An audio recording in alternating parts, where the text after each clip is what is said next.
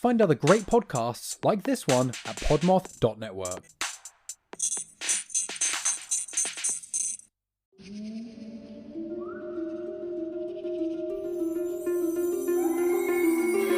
Hello, and welcome to Crime and Spirits, your new favorite true crime and cocktail podcast. I'm your host, Bree. And I'm your other host, Suze. We're best friends who are obsessed with true crime, and we love a good themed cocktail. So, we took our two favorite things and turned them into a podcast. Every Sunday, we release a new episode covering a different case or topic of interest.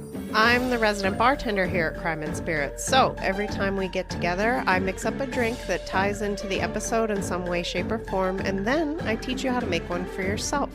That way, you can sip right along with us. We like to keep things conversational around here, so expect some tangents on occasion, as well as some cursing here and there. Think of us as a cross between Dateline and Girls' Night. So, come hang out with us every week while we learn a little something new together. We'd love to chat with you about whatever, really, but mostly true crime. You better buckle up, Buttercup. And sip tight. Let's get on with the show. Woo! Hello, and welcome back to Crime and Spirits. We are your hosts. My name is Bree. And I'm Suze. Thanks so much for joining us today. You know we appreciate your time and your attention, and just you, generally speaking. We love you. Thank you for being here. Before we get started, we do want to take a super quick moment and just say happy holidays to all of you out there. Whatever you celebrate, 'tis the season. Because fun fact, I knew there was a lot of holidays, but I did not quite know that it was 29 different holidays celebrated between November 1st and January 15th. And that spans across 7 major religions. Wow, that's a lot. Holy shit. Yeah, so, right? Whatever it is that you subscribe to, we hope that you have the very best of whatever that is. And, you know, if you are somebody who does nothing, you have a special place in my heart. Mm-hmm. And I hope that you just have a great few days. We have a chill few days, right? Very relaxing and restful. Maybe you're an introvert and you're like, oh, thank God, I don't have to do anything. I have a reason to not do anything, exactly. Right? And also, before we get started, I do want to just do a super quick reminder. We are going on break the entire month of January. We are not going to be releasing any new content, but trust me, it'll be worth the wait in the end. It will be. We're going to come back bigger, badder bitches. Yep. Your girls need some time to decompress and get their shit together. So, yeah. And Mark and I are having our 14th anniversary. Hello. First week of January. So we're going to take a little time to ourselves. Suze deserves a break too. We've been working our fucking asses off.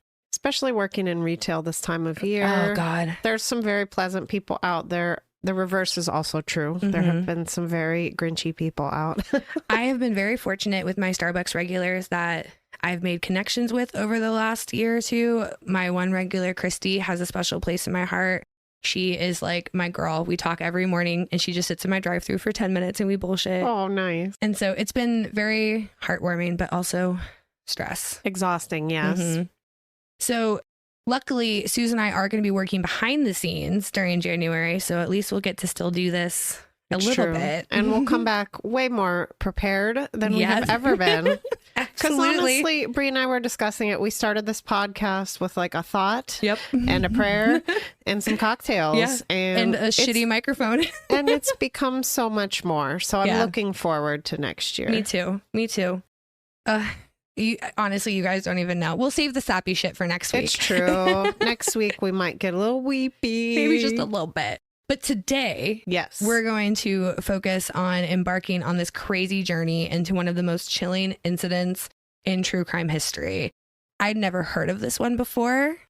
Again, thank you, Oxygen, for your endless knowledge of the true crime genre. So we're going to be talking about the Covina Christmas Massacre. So the holiday season is typically a time of joy, warmth, and celebrations for most. However, on that fateful Christmas Eve in 2008, the picturesque city of Covina, California was shattered by a horrifying event that sent shockwaves through the nation. What started as a festive family gathering took a nightmarish turn when Bruce Pardo donned a Santa suit and massacred an entire family in a matter of minutes. From his seemingly ordinary life to the series of events leading up to that haunting Xmas Eve, we're going to be navigating the layers of Pardo's life, attempting to understand the motives, the triggers, and the aftermath of a plan so meticulously orchestrated, yet deeply deeply disturbing. That's putting it very mildly, folks. So fair warning, dear listeners, the story we're about to unfold for you is not for the faint of heart. It is a tragic tale of loss, betrayal, and the fragility of the holiday spirit. Today's episode will involve the discussion of gun violence, arson, violence against a minor, and suicide. On that note, we completely understand if you're just not feeling it, especially given the season. Absolutely. We will see you later. We'll catch you on the next one. We do ask that you use discretion when listening. The topics we cover are sensitive in nature, and we are not a podcast for everyone. And we totally get that. Yeah. That's our intention a little bit. Right. Yes. 100%. Because, you know, there's that whole mixology element that we've got going over here. Susan and I, at the end of the day, just emphatically encourage you to consume responsibly, whether that be alcohol, our content, or some mix of the two. And on that note, let's mix up some fucking drinks. Yeah. Because you guys, we had we tried it so you didn't have to kind of vibe. It's true. It's true. We jumped right into the viral internet. We've stayed away for almost 2 years. I Yeah. think that's pretty good. I'm proud of us. So, like I mentioned last week, we're going full on seasonal with our cocktails for the end of the year. This one is no different. The drink this week is a viral cocktail that has just been completely blowing up my inbox for the last month or so. There's so many of us that sent Seuss this. It's true. Fucking real. I love it though, because I received it not only from Mark and Bree, but I also received it from my friends in Buffalo, Bud and Jill. And they were both like, you should try this. It sounds good. It looks so cool. Would you like some fluff? Let me help. And I did see it on my own Facebook feed as well as on Instagram and on TikTok. So to say this has been around would be an understatement. The universe was telling you something. But I'm really intrigued because I was like, it looks really cool. Yeah. This is just a sugar cookie martini with a pretty basic recipe. But what makes this cocktail viral is actually the rim. For the drink itself, you just need rum chata, vanilla vodka, amaretto, half and half. And we made special sugar cookie simple syrup because you can't have a sugar cookie without the sugar cookie simple syrup. So good. For the rim, you want marshmallow fluff and some festive Christmas sprinkles, which I did buy the wrong sprinkles apparently, but I'll get to that in a minute. Once it's all said and done, it's supposed to look really abstract, almost like a watercolor on the inside of your glass. So I was very excited to try this out. It looked really cool in the reels, and the drink honestly sounded delicious. So like, you had me at sugar cookie. Right. So to start, we're going to go back to our friend Sarah, aka the Boozy Ginger on Instagram. Hey, for girl. her. I love her stuff. So good. Everything we've tried from her is fucking delicious. Amazing. So she made a sugar cookie simple syrup recipe. I've made the pumpkin pie simple syrup before, and we've used that. I also made some gingerbread simple syrup for Bud and Jill in Buffalo just for fun. And he said it was delicious, like amazing. Yeah. So 10 thumbs up all around. My new obsession, though, is that sugar cookie simple syrup. I put it in coffee. Honestly, it's perfect in this recipe. Her recipe is very similar to any other simple syrup recipe that I've given you before. You'll want to start with equal parts of filtered water and white sugar. I did 1 cup of each because honestly, if it wasn't sugar syrup, I could probably just drink it straight. Right? I'm not going to lie. You'll also need to add in 1 tablespoon of brown sugar. I used light brown sugar because that's what I had on hand. I just found out recently there is dark brown sugar, which has more molasses in it. I had light brown sugar, so that's what went in it. Long story short. To start with, add the water and the sugars to a saucepan over low to medium heat. Once the sugars are thoroughly dissolved, remove the pan from the heat. Here's where it gets interesting. You're going to want to add butter extract, vanilla extract, and almond extract because, in case you're wondering, like I very much was, what is butter extract? Right. It's a flavoring agent derived from pure butter or a combination of natural and artificial flavorings used primarily to add a rich, buttery taste to various dishes and baked goods. I Googled it. Thank you, McCormick, for that information. I didn't know what to make of putting butter extract, but the Boozy Ginger has not yet led me astray. So I picked up the extracts, and truly, once I put in 1 teaspoon of butter and vanilla extract and half a teaspoon of the almond extract, my house literally smelled like I was baking sugar cookies. I bet. It just smelled amazing. Once you let all that Combine it, like just stir it up with a whisk. Once you let it cool to room temperature, just put it in an airtight container, store it in the fridge. It's good for around 3 weeks. I put Scotch tape on with the date and what it is so I don't get it confused with other things. It just peels off and you can just rinse it right off. Well, you're a simple syrup making machine over there. I can't help it. I've been buying sugar and brown sugar like it is my job. I use brown sugar specifically for my cinnamon simple syrup for my cold brew. And I haven't tried the martini yet, but your girl gave me some extra syrup of the sugar cookie variety. Because I'm telling you, if you have the opportunity, you should make it and keep it in the fridge. Honestly, I will totally admit, I was like, yeah. Okay, simple syrup. It's great. And I love it in the cocktail, but like it takes no time at all. And it's so much better than buying the bottled syrups. Yep. And this is coming from a barista, so I know what I'm talking about. And I know it's not shelf stable as long as like the Tarani or the Monans or whatever. But truly, if you make the right amount, you would use, if you have it in your coffee every morning. I make, I think, like 2 cups total. So I think it cooks down to like 1.5 cups by the time it's done. That's a perfect amount for 2 weeks. Right. And it lasts a little bit longer than that. Exactly. So if you have it left over, shoot, it's not going to waste. So moral of the story, if you're not doing this yet, make it your New Year's resolution. Test out some simple syrups. Yeah. Put down the expensive shit that you find. Even at TJ Maxx, it's like $8 for a bottle. Yeah. Not worth it. And it has all that other shit in it. Not that sugar is like great, but... Well, but all the preservatives and additives and stuff. And honestly, now's the time to stock up on sugar. Sugars are on sale because everybody's baking shit for Christmas. Right. So there is that also. Thrifty bartenders over here. So on to the cocktail itself. So this is a sweet martini, like very sweet, like dessert, like in nature. So you're not going to want to make it when you have a big ass steak dinner or like spaghetti or something. Definitely but not. In lieu of having cheesecake, maybe you could try this. What got me in all the videos that I saw was the rim on the martini. Allegedly, if you use marshmallow fluff and sprinkles on the inside of the rim, you'll get a really cool, like drizzly look inside of the cocktail. So mostly I wanted to try it because of that. Yeah, same. Secondly, it sounded pretty easy. And thirdly, it just sounded really good and perfectly seasonal. So there's that. You'll obviously want a martini glass for this endeavor because we actually did a test run in a margarita glass and it does not even look cool. I mean, it looks cool, but not as cool. Didn't have the same effect we were going for. Yep. You'll also want to pick up rum chata. What is rum chata? You may be asking if you haven't had it before. And since you asked, rum chata is a Caribbean rum-based cream liqueur flavored with cinnamon and vanilla. It is inspired by the Spanish and Latin American drink horchata. Rum chata is made in Wisconsin, however, and uses natural dairy cream. You know, they love their cows and their cheese up there. That they do. They also like creamy drinks. So this, to me, all makes sense. After its launch in 2009, rum chata quickly rose to the top of its category and found many dedicated fans. It is great. They do make a peppermint bark flavor for Christmas. Ooh. They also make a pumpkin spice variety in the fall. Interesting. I have tried them both. They are delicious. Honestly, put it in your coffee if you don't have to work, or if you do, whatever floats your boat. You'll also want to pick up amaretto. We are using Di Serono specifically. Amaretto in general is amaretto, is Italian for a little bitter.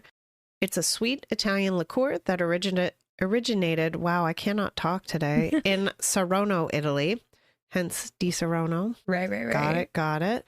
Depending on the brand, it may be made from apricot kernels, bitter almonds, peach stones, or almonds themselves, all of which are natural sources of the benzaldehyde, there we go, that provides the almond-like flavor of the liqueur. Interesting. The more you know. You'll also want vanilla vodka. We're using my old favorite Smirnoff vanilla. Classic. You'll also want that simple syrup. Again, I highly recommend the sugar cookie variety. Just do it. I'm peer pressuring you. Right. Just you should test them out. And then you'll want half and half, in addition to the marshmallow fluff and the sprinkles. If you want to go lighter on the dairy, grab vanilla almond milk, whatever floats your boat. Yeah. I get it. In small doses, dairy's not so bad for me. Right. Yeah, same. So the recipe I found online actually said to chill the martini glass, but I would say to get a better effect, don't do that. Maybe not. Nope. So we chilled ours. It looks cool, just not as cool as I wanted. But to make the drink itself, take your shaker filled with ice, add 2 ounces of rum chata, 1.5 ounces of Smirnoff vanilla vodka, 1.5 ounces of Di Serono, 1 ounce of half and half an ounce of the sugar cookie simple syrup. Shake it up thoroughly. Again, there is dairy in there, so make sure you give it an extra shake.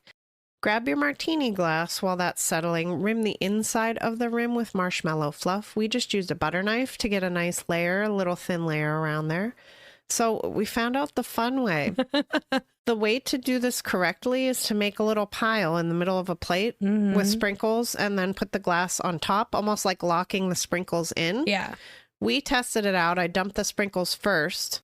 I made a circle with my finger and put the glass down, and then I got so excited to try it that I promptly flung sprinkles, the extra ones on the side, all over myself and all over Bree's floor. Directly at her face. So, because I wanted to see it while I was doing it, because I was like, my brain was like, you just have to hold it and it'll be fine. Yep. So there's that. Technically, it was that thought process was correct. It was if just you didn't have the extra around the outside. Yeah. So after a little bit of sweeping and all that jazz, we figured out make a pile first, lock it down with your glass, and then hold everything tightly. And I sort of just swirled the cup on the glass or the cup on the plate around, so it rimmed. All the sprinkles stuck really well to the marshmallow fluff. There's never any concern about that. No, it was that part actually worked out really, really well. Finally, after some trial and error. Yeah. Took us so a couple times. Once all that is done, grab the shaker, give it a little shake again, and just strain the cocktail right into the prepared glass. The recipe recommended serving it as soon as it was ready. However, the tie-dye effect, if you will, didn't actually start to work for us until like a minute or two later. I grabbed traditional Christmas sprinkles, but I guess the secret is to use the tiny little balls. I think that might be the case. The more you know. Ours still looks just cool. Gonna have to try it out again, I guess. But that's it. Easy. It looks really good. It sounds like a lot of work, but it really, all of it, even with the test run and everything else, took us all of maybe 10 minutes to do 2 drinks. Oh my God. Isn't it good? That's so good. Ooh, it's like so sweet, but not in a bad way. Like a fucking sugar cookie. It really does. It really, really does. Wow. That's probably the almond extract too, if I really had to guess. Yes. My mother-in-law puts almond extract in her sugar cookies. Well, and again, Di Serono is an almond flavored liqueur, so that sort of makes sense now that I think about it. Right. But long story short, you should test it out, if nothing else, so you can laugh when it doesn't come out how you expect it. Honestly, it was funny. All right, friends. While you're finishing up making your drinks, getting comfy, whatever it is you're doing, let's just take a listen to a little blurb from our friends over at the Anything Bones podcast. Oh, hi! If you're looking for another spooky and funny podcast to add to your rotation, check out Anything Bones, now part of the Podmoth Network. Hey Boneheads, I'm Sophie Schwartz. And I'm Caitlin Hart. And we're the hosts of Anything Bones, the podcast where we talk about bones and bone-related topics. Soph, what are bone-related topics? Thank you for asking, Caitlin. This can be anything from mausoleums to murderers, famous skeletons to cadaver dogs. Bone churches, mummies, serial killers. You'll hear about them all. And sometimes we have guests stop by and tell us their favorite bony tales. Check out Anything Bones on Apple, Spotify, Stitcher, iHeartRadio, or wherever your little heart desires. We release new episodes every Saturday. Bon voyage!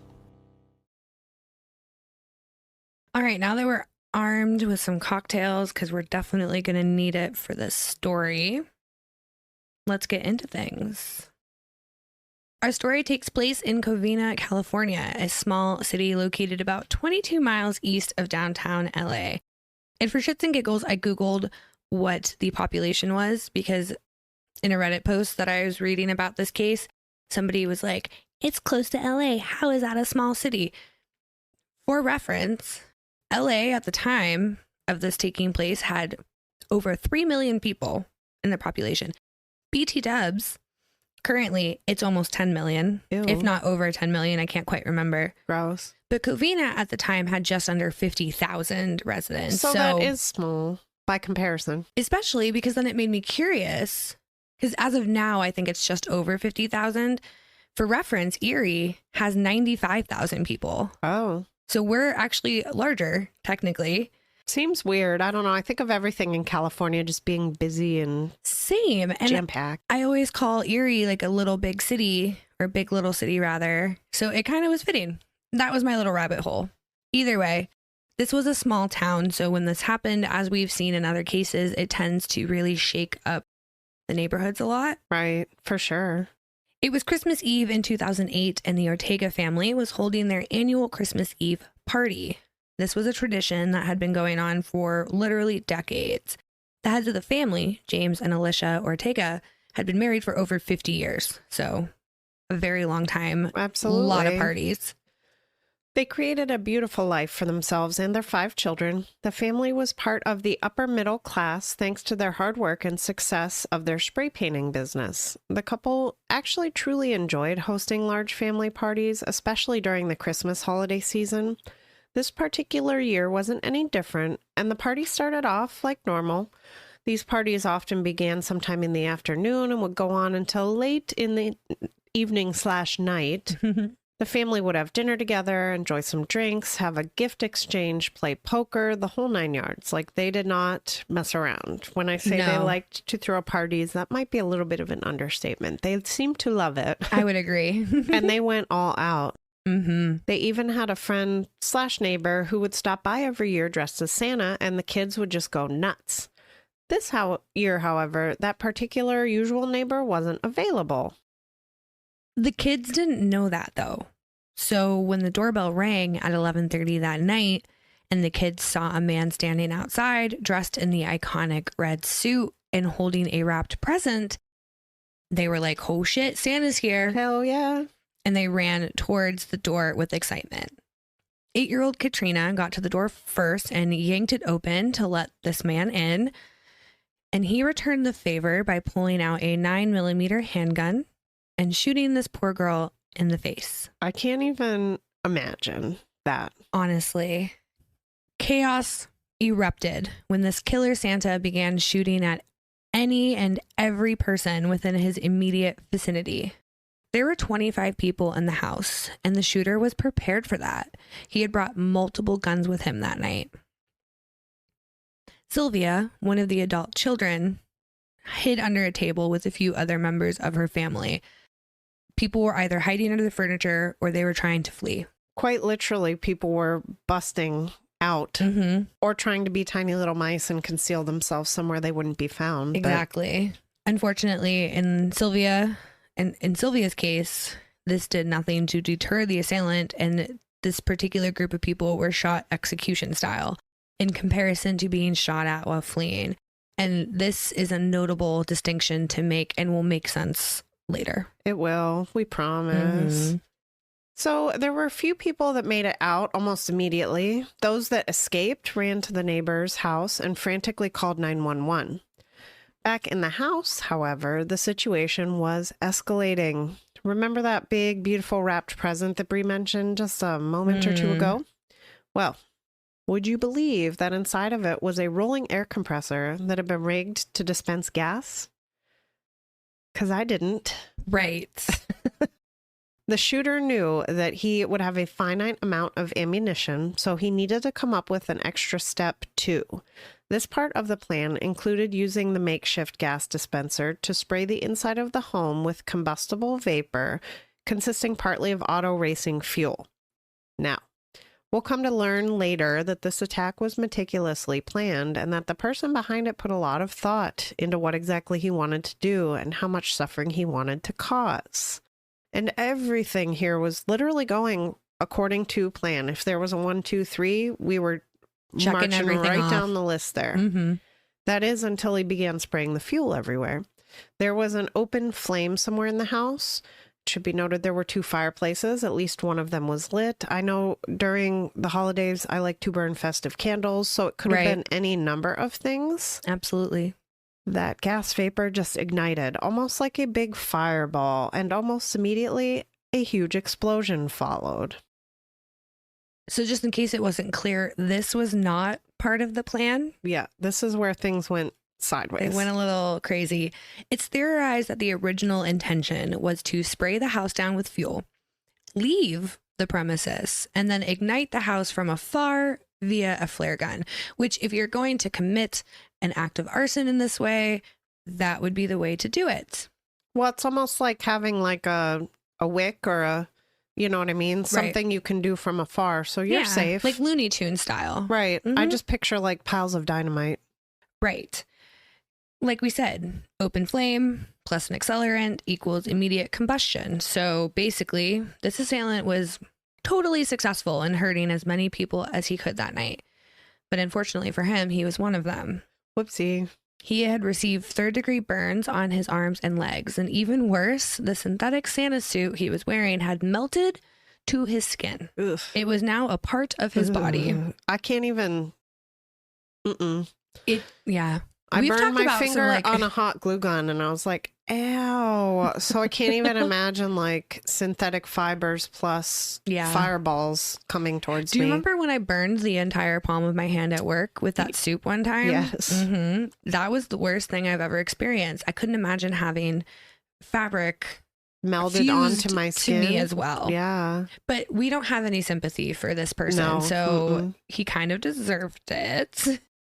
Anyhow, we find out during the subsequent investigation that this person had a detailed escape plan, but with the injuries he sustained, there was no way he could execute it.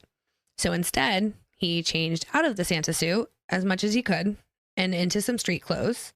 He drove to a home located in Silmar and proceeded to take his own life.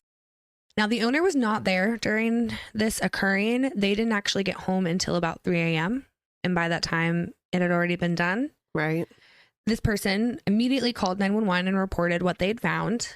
And when the police arrived on scene, they were kind of surprised to learn that the dead man was named Bruce Pardo and that he had broken into his brother's house that night just so he could do what he did.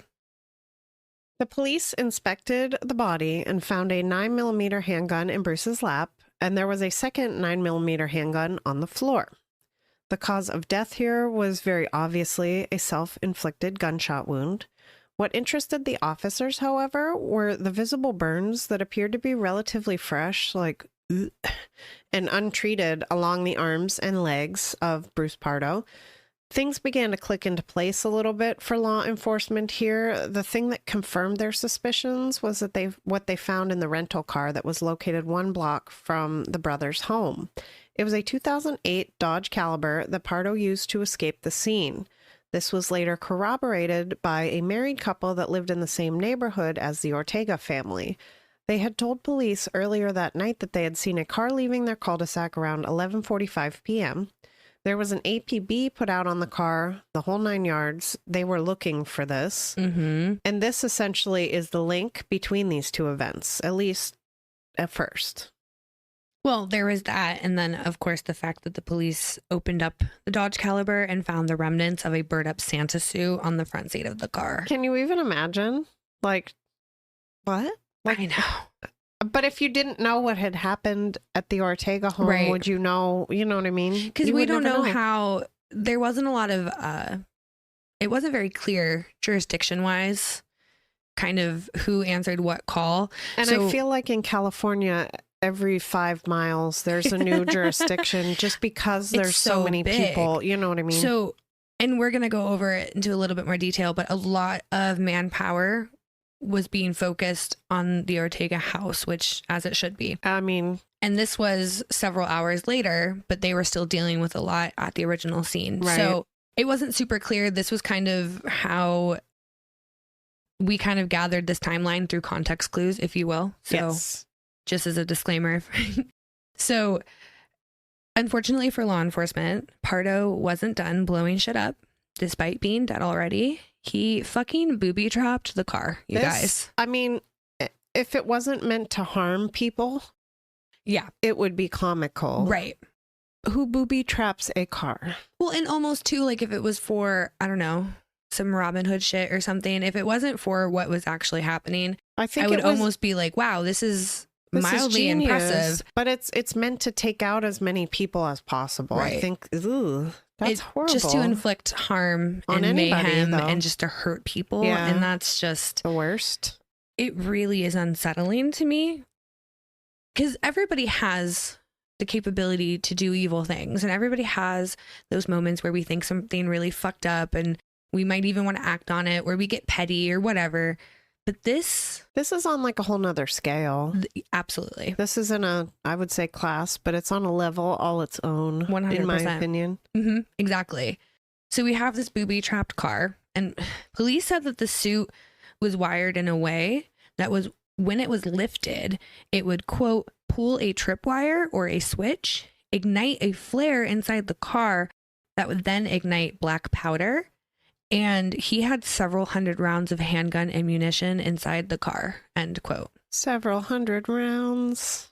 Here's the thing. That's a lot. Think about how much thought he had to put into this. Okay, so he had to do this part of the plan on the fly. Well, yeah. This was not originally with part of his third-degree plan. burns, wearing Santa suit as skin now. Like, Right. Can you even imagine the pain, the physical pain? Well, and then he took the Santa suit, which he knew would be a very identifying piece of evidence in this case. It's bright red. And he yes. used that as you know the police are going to be like, oh shit, look, it's the Santa suit, and like pull it up. Like he thought all this out in the midst, and that's what's crazy to me in this case is that every single moment, everything he did had so much fucking thought behind it. You're right. Every step of the way was completely pre-planned. I mean, and this even was, obviously he was burned by accident. That would never be a part of your plan. But and like, this part was done on the fly. And even that was meticulously thought out. I cannot. That's astounding to me, and not in a good way. I mean, yeah, it's very scary. And of course, you know, they had to lift up the Santa suit. They had the bomb squad. The device went off while the bomb squad was trying to disarm it. Thankfully, no one was injured. The car, however, was totally incinerated by the blast. It's almost cool looking to look at the pictures. Right. Well, because I think it was on Murderpedia. One of them has a whole photo gallery, and you can see the before and the after. Yeah. And it's like, I could see that it was a car, but to see the before, It's I was just like, the oh, that's a frame. nice car. It's literally just the frame with some charred sheet metal, like holding on by a thread. And fun fact, Mark and I used to own a Dodge I Caliber. know. That did make me laugh when I researched it, and I was like, LOL. Because it was a 2010 Dodge Caliber that we owned. So it was literally the same fucking car, only ours was red. We named it Ruby. I hated that car, but that's besides the point. It was kind of interesting to see the aftermath of it. Well, and nobody was. Again, you can tell though he meant to hurt people. So the Right. fact that nobody further was hurt to me was a blessing. Absolutely. Because his intentions were not good here. A very small silver lining in a really fucked up situation. Right. So the police at this point conducted a search of Bruce Pardo's home and recovered 5 empty boxes for semi-automatic handguns, 2 shotguns, a tank for high-octane fuel, and what was described as a quote-unquote virtual bomb-making factory. Whoa. So that is very scary. Just Do in you know his how much- basement, instead of a workroom, it's a bomb factory. I was going to say, do you know how much shit you have to have in your house for them to be like, oh shit, you're just making bombs and here? these are police officers. It's not that they see bomb making factories all the time, but they see a lot of fucked up They've shit. seen some shit. You know, for them to be Mhm. like, oh my, to clutch their pearls. it had to have been a lot. What made this really fucking weird, though, was the fact that the outside of Bruce Pardo's home was decorated for Christmas. There were lights strung up. There were nutcrackers posed guarding the door. Everything looked completely normal from the outside, which we will be learning very soon. This is a common thread throughout Bruce Pardo's life. As long as it looks okay on the outside, it'll be fine. That's all that matters. Right. Ugh. How many times have we seen this, Brie? Oh I my know. goodness. Well, and this is such an interesting web that gets weaved, kind of, because so many people are fooled by this. I mean, and in a way that's like, we're just going to tell the story. Yep. I'm getting ahead of myself. Anyways. We'll comment on it later. Yes. Back at the Ortega home, law enforcement and other local authorities were working to identify the victims. It was incredibly difficult due to the charring that occurred just because of how intense the fire was. Yeah, they literally said like a fireball explosion. He basically made... The air caught on fire pretty much. Yeah. So... Because he was just spraying vapor everywhere, and then it came in contact with it was basically a flamethrower for all intents and purposes. They did call that in my research. It was, in essence, a homemade flamethrower, except it just went wrong. Yeah. If I was watching this in like Batman, I'd be like, that's cool as fuck. But this I is feel like a Batman terrible. villain has used this. Probably. I'll get back to you on that. But or no, it was the ice guy did the ice. Oh, yeah. Okay. Oh, that's my favorite movie. Anyway. It's so fucking bad. But I know. It's the worst one of the franchise, but it's my favorite. Anyways, one thing police were able to find out for sure over the course of the night was the connection that Bruce had to the Ortega family, which turned out to be Sylvia. Yes, you heard that right. Bruce was, up until a week before the massacre, legally part of the Ortega family. He and Sylvia had married in 2006 and had an incredibly tumultuous relationship. And pretty short. Yes. At first, police kind of thought this just seemed like it could be chalked up to a lover scorned. And on the surface, it's very that. And sure, that plays a role here, but there's so much more to it than that. Ain't no lover scorned making a homemade flamethrower. Homemade flamethrower. And trying to take everybody out.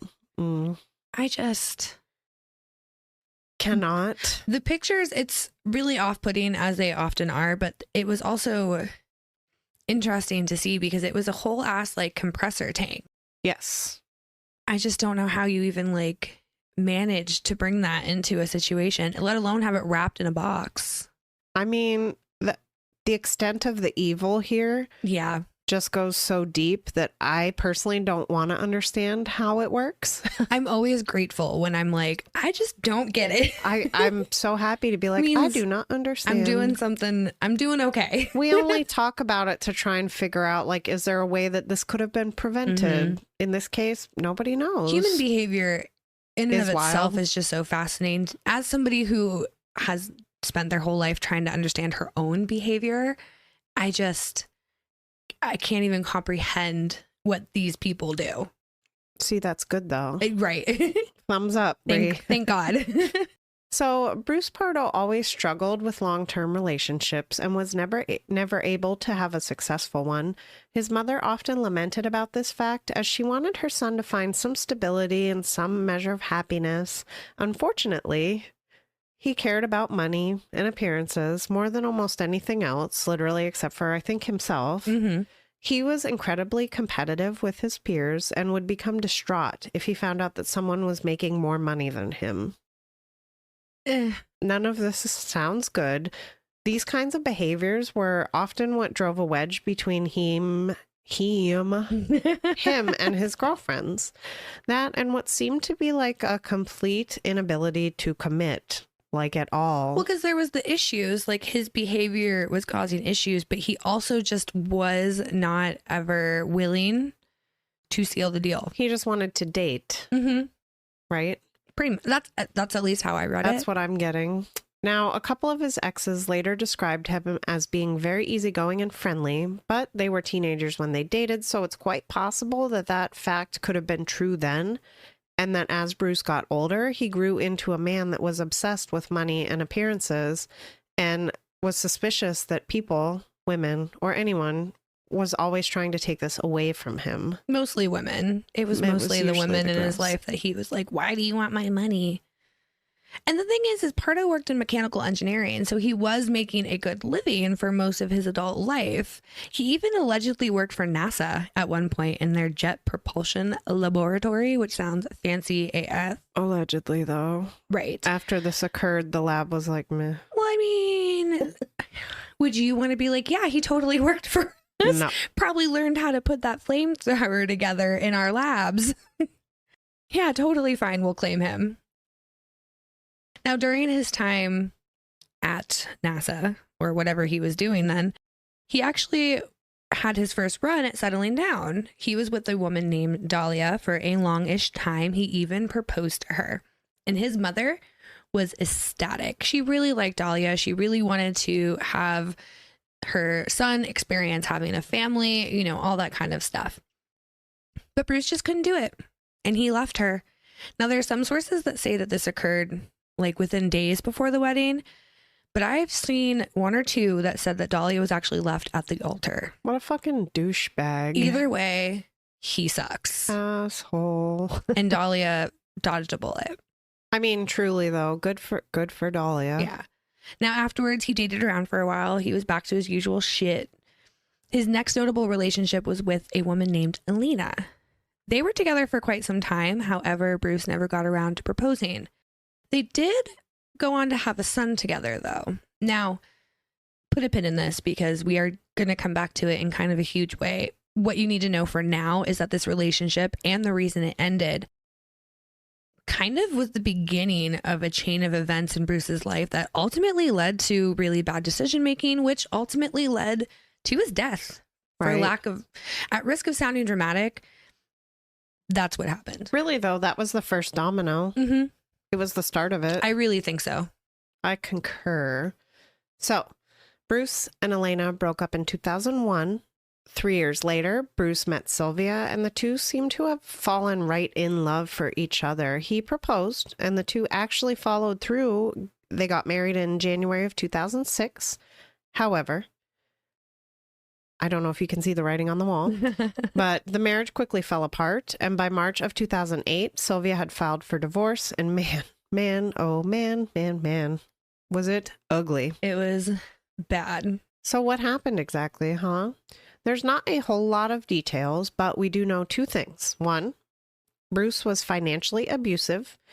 Just as an example, he refused to open a joint account with Sylvia. He refused to help her financially with her children. They were from a previous relationship, but still, like, you married their mom, her. like, hello.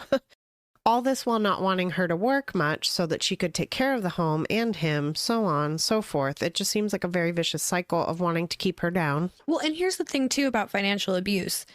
It's something that's done under the radar. There's no marks left from it. There's not even there's emotional scars, but not in the same way. You're not hearing somebody be verbally abusive. It's so hard to recognize if somebody's going through that. That's so much control over another Yes. person too, especially when you're Mhm. supposed to be in a partnership like that. Yes. You know what I mean? That's basically like being cut off financially, even though you're there still. Like, Red fucking flags all over the place. I mean, there probably were before, but these, Well, I could be wrong, but it kind of seemed that Bruce changed once they got married. It kind of gives the impression, like Jekyll and Hyde kind yeah, of that deal. he was that easygoing guy, that friendly guy that a lot of people saw on the surface. But once he got married and he locked her down, which is so typical in these kinds of situations. He was like, well, now I'm in control and you're Right. going to take care of the home. So you Exactly. don't need money. What would you need money for? Right. Mm. Blink, blink, blink, blink, blink. Phew. The second reason, however, has to do with Elena. Remember her and her son, how they exist? Well, fun story. I say that while I'm cringing and with a Not question so mark. fun fact. Sylvia didn't know about either of them or their existence, and that is because Bruce never told her about them. Eventually, what she found out was horrifying. The woman just, it was like a literal smack to the face here. Yes. Like, wowee. Like a brick to the face, Yeah, really. well, a brick, yeah. So back in 2001, when Elena and Bruce were living together, there was a day when Bruce was left in charge of their 6-month-old son, Matthew. Elena had to go to the grocery store. Took her no more than a couple of hours. She was not gone very long. When she returned, however, she found Bruce holding their child in his arms, soaking wet and unresponsive. Bruce was just standing there. He was just fucking standing there, hardly reacting, while explaining that a 6-month-old baby, got himself out of his crib, went outside, and fell into the pool.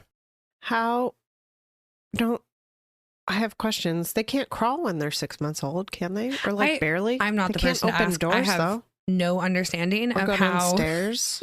baby milestones work. But what really got me was that fact that he was allegedly able to get himself out of his crib. Again, though, maybe out of, but not out of, and then out of the home. Also, And then all the way outside to the pool. And where was Bruce in all of this? I am wondering that. He was watching TV, of course. Now, Elena was losing her damn mind, and rightfully so. Her son was literally turning blue in front of her eyes. She rushed to the ER, where they were able to resuscitate Matthew. Unfortunately, his brain had gone without oxygen for too long, and because of this, he suffered some permanent injuries. Again, there really isn't much detail out there since Matthew was just a baby, and truly, we don't really need to know all the horrific details, and that family needs to just have that privacy.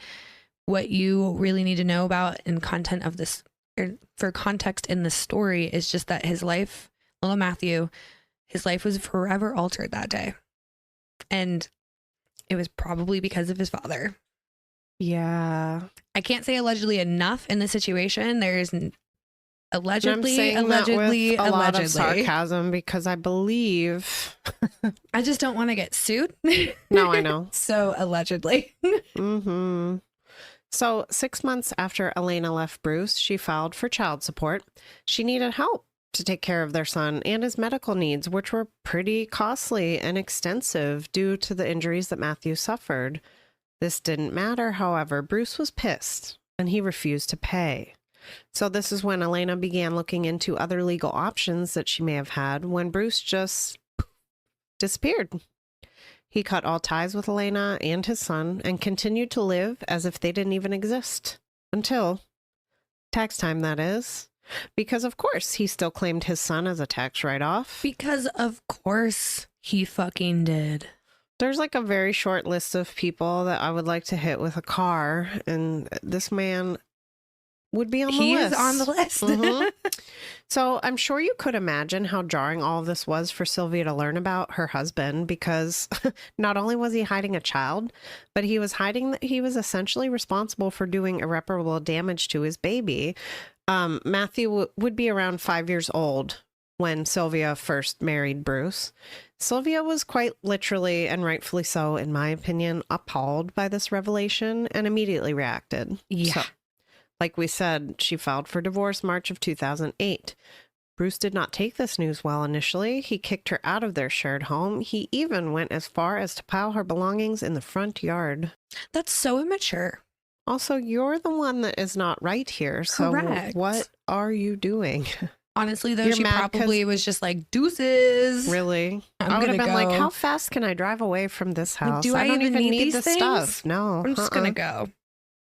So the following June, the two of them see a judge regarding support payments. If you're not familiar with the process, they always kind of figure out spousal support, child support before they actually move forward with the divorce part of things when there's kids involved. Right. Well, and remember, Bruce wasn't allowing Sylvia to work very much. So Right. very clearly, like, he had a monetary advantage. And he had a really good job at the time. So Pardo was ordered to pay over $1,700 a month in both spousal and child support, which is weird because I think it was more spousal support because the kids weren't his. But I think that the courts, the way it read, the courts took into consideration that she had 3 kids that she was Well, raising. in essence, she was a single mother now who was Right. having to start over again. You know what I mean? Due to no fault of her own here. So it really sounds like it was more spousal support than anything because, you know, also it's a thing in these situations. If you've grown accustomed to a certain lifestyle and that's suddenly ripped away from you for whatever reason, it's a whole thing. Especially California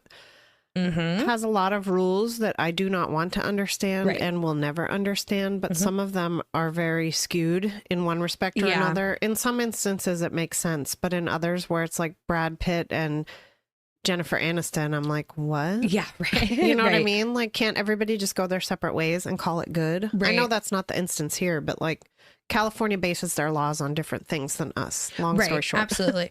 That's what makes our justice system in this country so fucking confusing because there's layers and layers. It's just awful It onions. is horrible All onions. over them, 50 plus of them.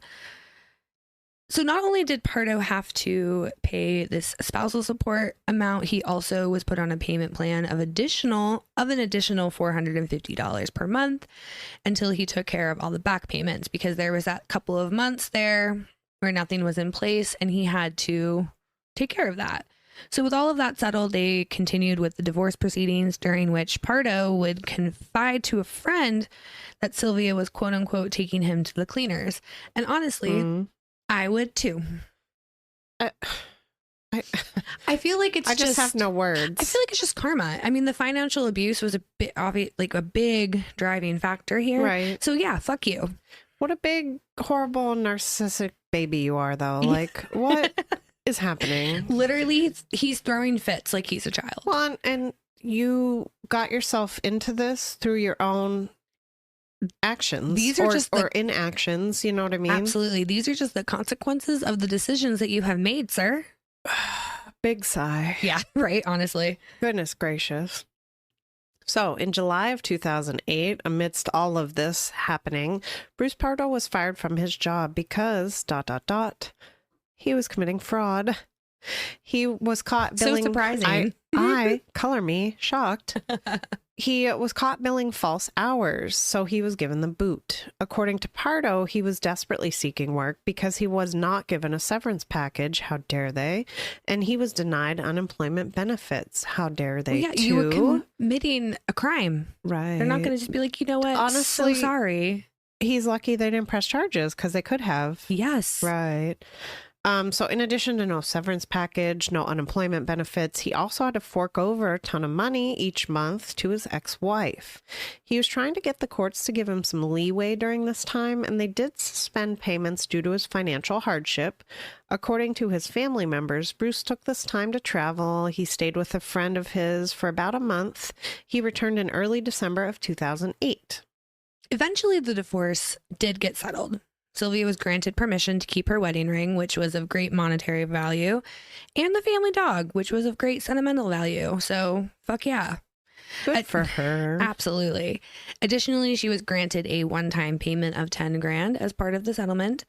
Pardo was allowed to keep the house that they shared, which was valued at over $500,000, but came with a $2,700 a month mortgage payment. That I was like, whoa. And that's no other bills. That's just the mortgage. The mortgage. Mm-hmm.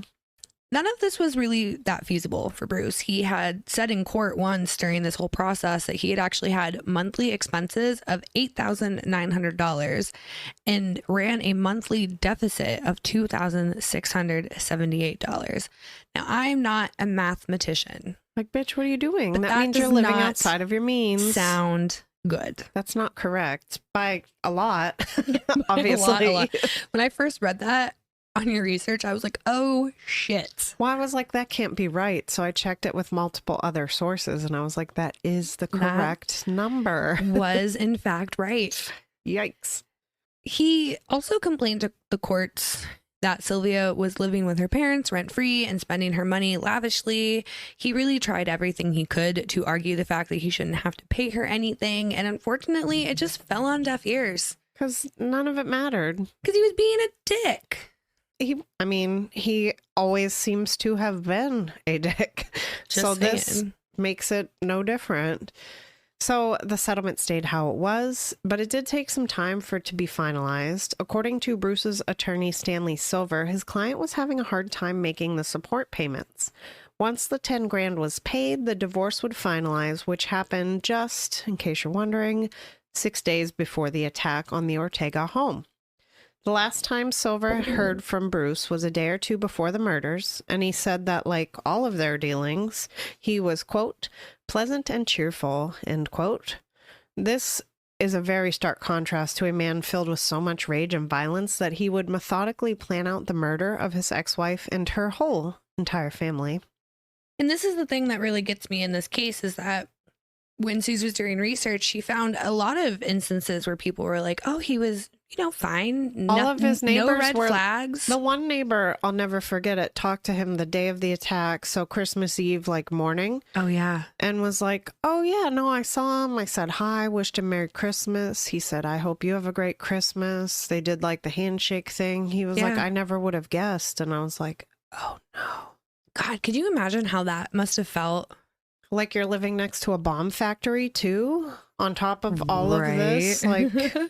It's just wild, man. I still can't believe this happened. I know. Still. Now, we mentioned earlier that this dude had a whole ass escape plan. So leading up to the attack, Bruce took time to map out every single move he wanted to make. One way he prepared was by setting up his exit strategy. He had previously visited a friend in October of 2008 for a short amount of time. I think that was one of the places he hit in that month he was gone. A few days before the attack, this friend received a phone call from Bruce stating his intention to visit again sooner rather than later. Dun, dun, dun. Bruce also purchased a plane ticket to a Christmas morning flight from Los Angeles to Moline, Illinois, with a layover in Minnesota. It was initially believed that he had been planning to flee to Canada, as the airline he booked with was Air Canada, and that's not saying that he wasn't, because Minnesota, Illinois, like, you just drive It's all straight right there. up. Like, Yeah. you know what I mean? Like, it Mhm. could have been part of the plan, but it was all booked on Air Canada, so that was their speculation. His end point would some point be in somewhere in Canada. Fleeing the country. I Right. mean, it makes sense. After doing something like this, you'd have to get out. Yes. Another interesting thing police had found, Bruce had rented multiple vehicles and stashed them strategically at different places, not just the Caliber. One was found near the home of his ex-wife's divorce attorney, Scott Nord. This car was full of supplies and maps of the southwest region of the U.S. and of Mexico. Oh, so there's Canada or Mexico. Right. This caused some speculation that he may have been another target of Bruce's, but due to the fire, he had to revise his plan on the fly. And this is what I'm saying. So he had two ways to get out of this country Absolutely. on either end. And I honestly feel like it wasn't just so he had the option, it was so he would be able to throw off investigators. Oh, for sure. This plan was devious, to say the least, and the fact that there were multi-prongs to it just made it more confusing. Like, if that fireball would not have exploded, what would have happened? Right. It really makes you wonder if Would he they didn't get still be looking for him? burned like that. How would this have ended? I'm just saying, I think he would be living a lavish lifestyle in Mexico right now. It's definitely possible. Yeah. So the fire that night soared as high as 40 to 50 feet. It took So big I just can't and even giant imagine. and terrifying. It took 80 firefighters over an hour just to extinguish it. That is what really got me. 80. I used to know some firefighters. They were like on the outside of one of my friend groups, and I couldn't imagine, from what they would tell me, this is unreal. It just sounds, just reading it on paper sounds horrifying, so I can't even imagine seeing it in real life. I really wish you could have seen me reading your research, because I was going through it and I was like, oh shit, oh what the fuck, oh my god, like Every time. I'm telling you, I've watched this case, I've researched it, I'm reading it now, and I'm still like, what the fuck? So in the ensuing mayhem with that 50-foot fire and the 80 firefighters running around, 9 family members were murdered. 3 were injured. One of the survivors had recognized Bruce during the attack. This was the person that was able to get out and call the police. During this call, the person identified Bruce as the likely suspect. When officers received the call from the brother a few hours after the attack, they had a pretty okay idea of what they were walking into. So what you need to keep in mind is that a lot of this stuff was kind of happening concurrently. It was. And so I had read a story where somebody said that they had recognized Bruce in the house, and that somebody had yelled in the house, like, it's Bruce. And that was kind of the moment that everything slid into place inside for the family. And then they got out and called 911. But they were too busy trying to prevent this fire from spreading. Right. And then a few hours later, they get this phone call from the brother. And so they're like, okay, things are starting to, you can't go into the situation assuming. Well, it seemed like a very blurry puzzle that only clicked into place once the fire was extinguished and they were able to figure out what exactly, like who exactly the victims were, I think. Yep. And getting the phone call from Bruce's brother about his suicide at the same time kind of all clarified the picture, if you will. A little bit. So when the fire was extinguished the next day, officers found 3 charred bodies in the living room area. Investigators found 5 more bodies amid the ashes later in the day. Coroner's Lieutenant Larry Dietz said that a 9th body was found 2 days after the murders. It was revealed that Pardo had also planned to kill his own mother that very same night. This is so fucked. Again, You son of a bitch. dude is fucking psychotic.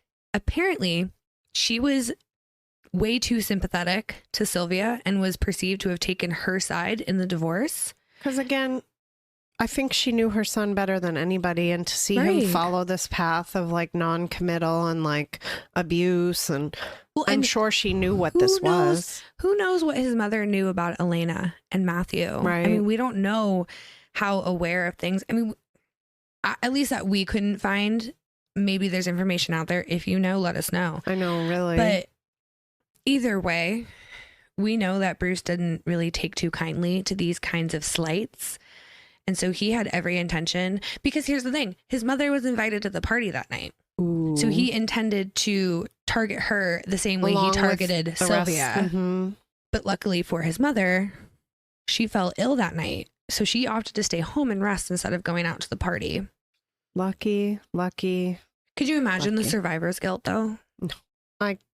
No. Because here's the horrible list of what exactly happened. At least 3 of Bruce's victims died from gunshot wounds alone. 2 others died from the fire alone, and the rest died from a combination of both. The victims were Sylvia Ortega Pardo, Bruce's ex-wife, her mother and father, Alicia and Joseph, her brothers, Charles and James, her sister, Alicia, her 2 sisters-in-law, Sherry and Teresa, who were married to Charles and to James, respectively, and her nephew, Matthew. So literally, this man almost wiped a whole family Michael. off the face of the world. Oh, Nephew I meant Michael. Michael. I'm sorry. Not Matthew. I just got to make sure we got that. No, I yeah. know. Mhm. It was Michael. So he literally took out almost a whole entire family. Family unit. 3 other people were injured. One of Sylvia's nieces was shot in the back. Both her and Katrina, the child shot in the face, sustained injuries that thankfully were not life-threatening. Another member of the family suffered a broken ankle after jumping from a second-story window to escape. After all was said and done, and this number really hit hard, 13 children lost at least one parent that night.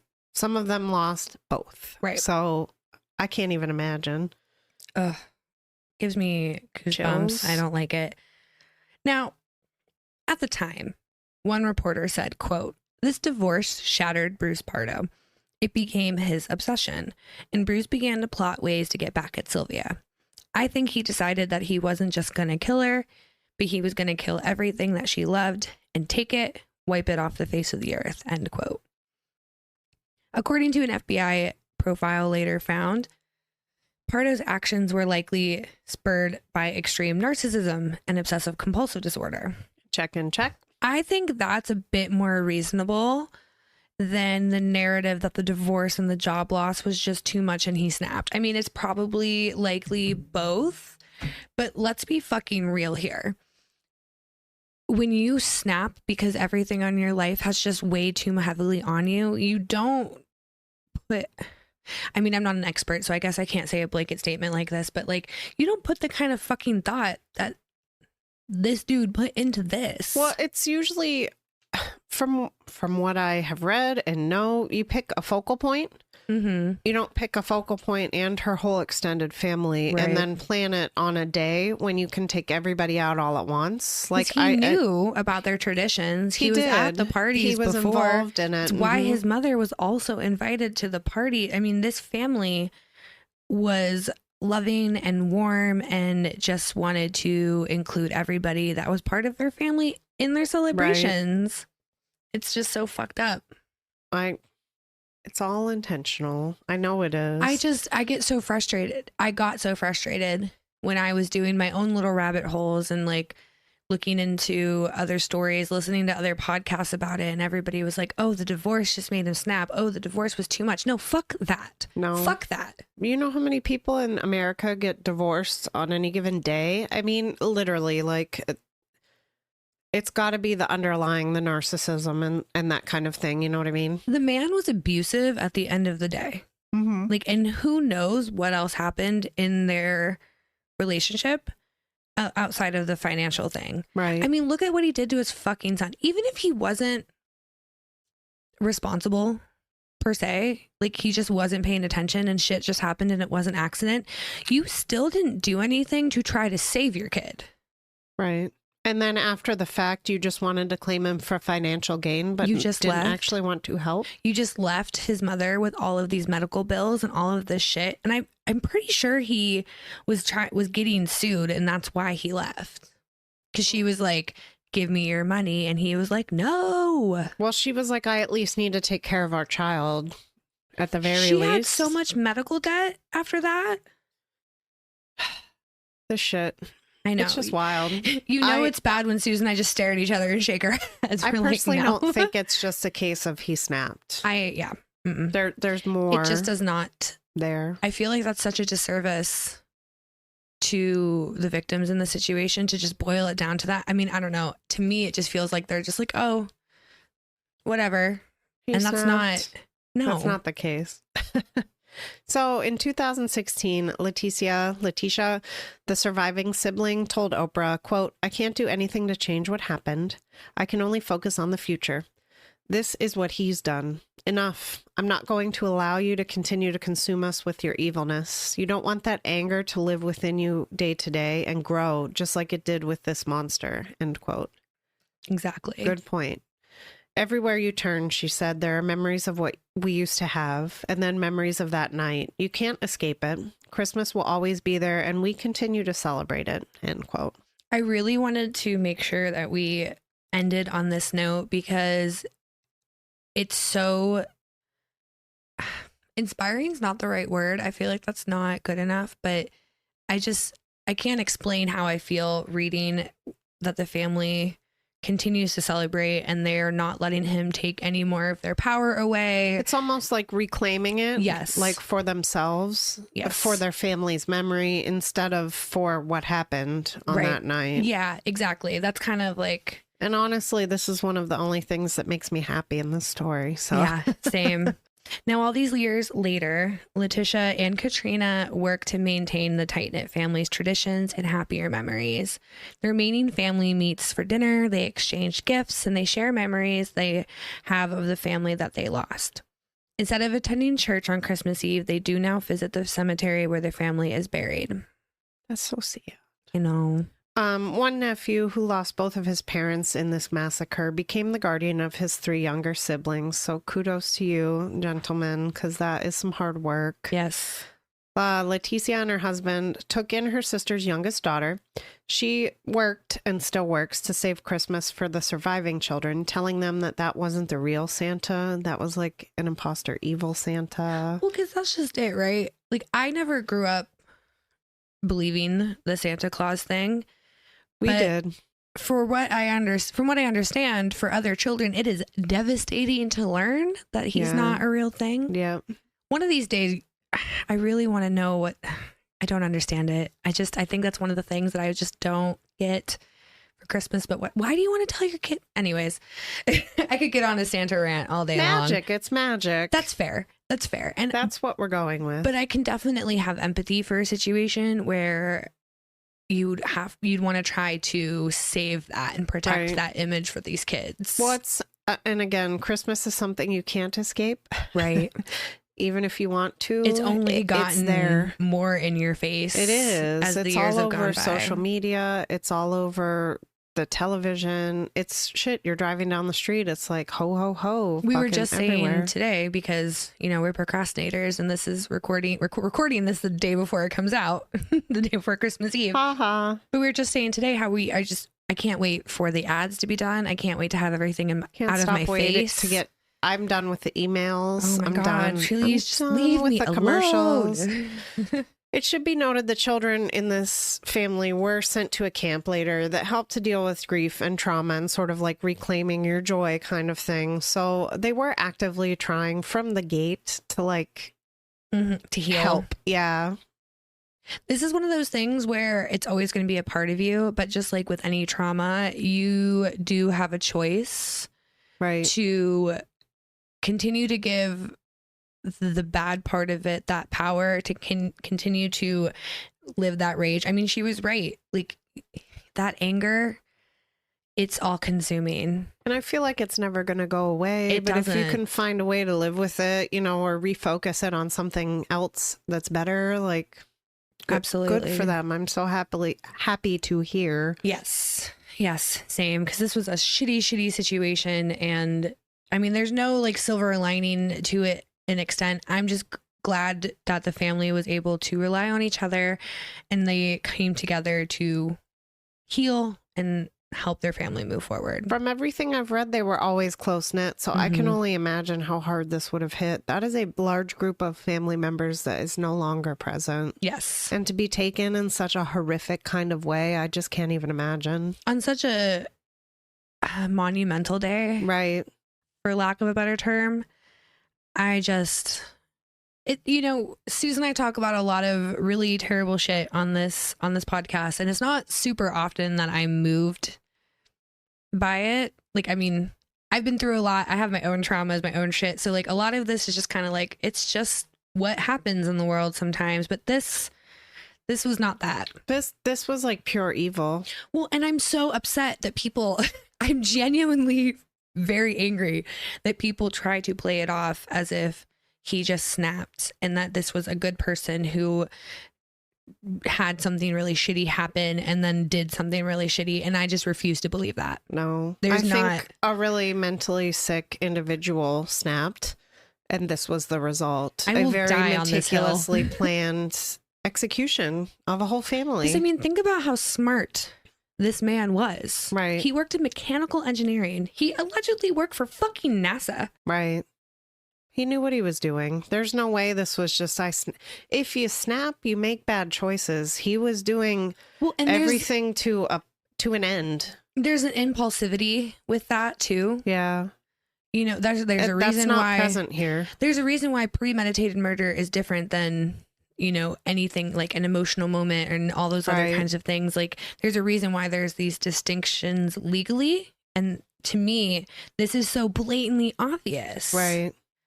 I would love to know what you guys think about this. There's a lot of people who really kind of sit on either side of the fence. It's true. So I'd be very curious to know what your guys' thoughts are. What a crazy case. Yeah. I can't believe it. I still can't. And like I said, I've seen it multiple times now and I'm still just like, what? Are you sure that's right? Mm-hmm. It is. It's all true. I really do enjoy the cases where only one of us is familiar with it because we get the satisfaction of the other person reacting to it. Right. Like even with Stephanie Lazarus, our last case, like you were aware of the case, but she texted me at one point and was like, now that I'm getting into this shit, like what the fuck? I was like, fuck this bitch. I always enjoy that. But Whoops. We're going to wrap things up. Let us know what you guys think. Definitely, you know, hit us up on the social medias and let us know what your thoughts are. Yeah. I want to know which side of the fence you really are. want to hear. So make sure you're just following us on social media, the podcast specifically. On Facebook and Instagram, we're at Crime and Spirits Pod. On TikTok, we're at Crime and Spirits Podcast. This is where you're going to find ingredients, recipes, fun videos, our opinions on things, anything you want, kind of. This is where you can kind of keep up with us too while we're on break. We're going to try to be a little more active on our own personal social medias just so you can still get your daily dose of Brie and Suze if you need it. If you like it. On that note, if you'd like to follow us personally, you can find us both on Instagram. I am at Suze, not Susan. And I'm at Brie _ not the cheese. Also, I forgot to mention this previously, but the Podmoth Media Network that we're a part of is starting a YouTube channel. Woohoo. Where we're all going to get together and do some weird fun game nights and just kind of have a good time with each other. Just vibe, basically. So if you're interested. Yeah, the first video is about to go up, so we will make sure that we link that for you guys too, and we'll start touting that as well. So keep a lookout. Also, if you guys like what we're doing over here, we would really appreciate a rating and or review, or even just a shout out on social media. Give us some feedback. Let us know how you feel. It also just really helps us out by getting us kind of out there more organically. You know how it is. If something has reviews, you're more likely to check it out. Right. And that's the same thing for podcasts. True that. Additionally, if you guys have a case or liquor or literally anything that I was just falls gonna under say, our under our umbrella of spooky, weird shit, then hit us up at crimeandspiritspodcast@gmail.com. Send us an email. You will reach me directly, and we will absolutely get that going for you. We'll put it on the docket. I would love to do more listener recommendations of stuff, so pretty please blow us up. Shout it out, yeah. And finally, if you're interested in becoming a monthly supporter of our podcast, there is a link for that in the show notes. Feel free to smash that link. All right, we've got our second to last corny joke of the year. Wah, wah. Are you ready? Yeah. What do you call a nervous celery stalk? What? An edgy veggie. I like it. We definitely needed to shake off the heebie-jeebies today, It's true. and I really wanted to pick such a nerdy I love joke. it. It's dorky. We It's needed the amazing. laugh. So thank you guys so much for hanging out with us and being a friend and just vibing with us each week. We really appreciate We do. you. Thanks for being here, everybody. So many thank yous, so much appreciation. I know that you're probably so sick of us saying it, but I don't care. We care about you and we love you. And on that note, we also want to make sure you're being safe. So, we've been having a drink for about an hour and a half or so now. Let's not go get some food. Have it delivered. Drink some water. Just hang out.